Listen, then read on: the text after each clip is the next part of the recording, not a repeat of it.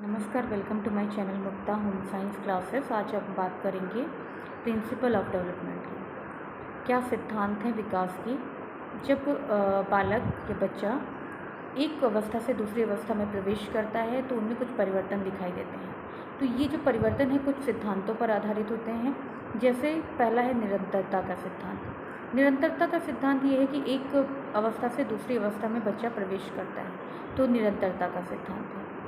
दूसरा है अवस्थाओं का सिद्धांत। जैसे ये बताया गया है निरंतरता का सिद्धांत, प्रतिमानों का सिद्धांत। ठीक है, प्रतिमानों का सिद्धांत में बच्चा किसी भी जलवायु में रहता हो, किसी भी वातावरण में रहता हो, है ना, तो उसका एक निश्चित प्रतिमान है कि बच्चा 4 माह में बच्चा पेट के बल खिसकेगा, फिर 6 माह में बच्चा बैठना सीखेगा, घुटनों के बल चलना सीखेगा। तो ये सब इसके अंतर्गत आता है प्रतिमानों के सिद्धांतों में। उसके बाद सामान्य से विशिष्ट प्रतिमानों का सिद्धांत। बच्चा सामान्य से विशिष्ट तब बनता है जैसे बच्चा किसी भी चीज़ को देखते हुए सबसे पहले झपट्टा मारता है ना, और उसे नहीं पता है कि इसे कैसे पकड़ना है, उंगलियों का कैसे प्रयोग करना है। तो वो क्या है, वो हर चीज़ को झपट्टा मार करके मुंह में रख लेता है। तो ये क्या है, यहाँ सामान्य से विशिष्ट प्रतिमानों का सिद्धांत, यानी बच्चा अनुभवों के आधार पर सामान्य से विशिष्ट बनता है। फिर उसके बाद है कि इसकी निश्चित दिशा होती है, विकास की निश्चित दिशा का सिद्धांत। तो निश्चित दिशा कैसे हो सकती है, जैसे पहले मस्तिष्काधोमुखी दिशा, फिर निकट दूर दिशा में कार्य होता है।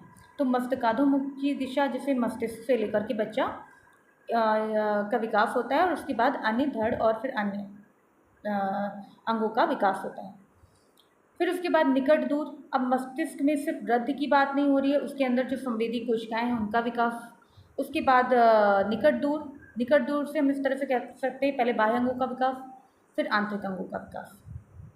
ठीक है, और इसमें है कि विकास का परस्पर आपस में संबंध होता है, यानी एक का विकास हो रहा है, एक विकास हो रहा है तो उसके साथ साथ दूसरा जुड़ा हुआ है, यानी दूसरा विकास हो रहा है।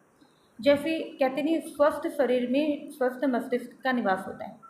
तो स्वस्थ शरीर यानी शरीर का शारीरिक विकास हुआ, उसके साथ भाषा का विकास, उसके साथ मानसिक विकास, क्योंकि शरीर स्वस्थ है तो मन स्वस्थ है, तो मानसिक विकास।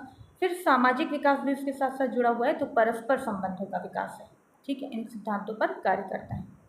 फिर ये भी है कि विकास के संबंध में भविष्यवाणियाँ की जा सकती हैं। तो भविष्यवाणियाँ कैसे की जा सकती है कि बच्चा पहले रोता है, भाई बच्चा पहले रोना ही सीखता है, उसे कुछ नहीं बोलना आता है, फिर धीरे धीरे एक्टिविटी करता है, बोलना सीखता है ना, फिर प्रॉपर बोलना, है ना। जैसे बच्चा पेट के बल खिसकना सीखता है, फिर घुटनों के बल चलना सीखता है, फिर खड़े होना और चलना।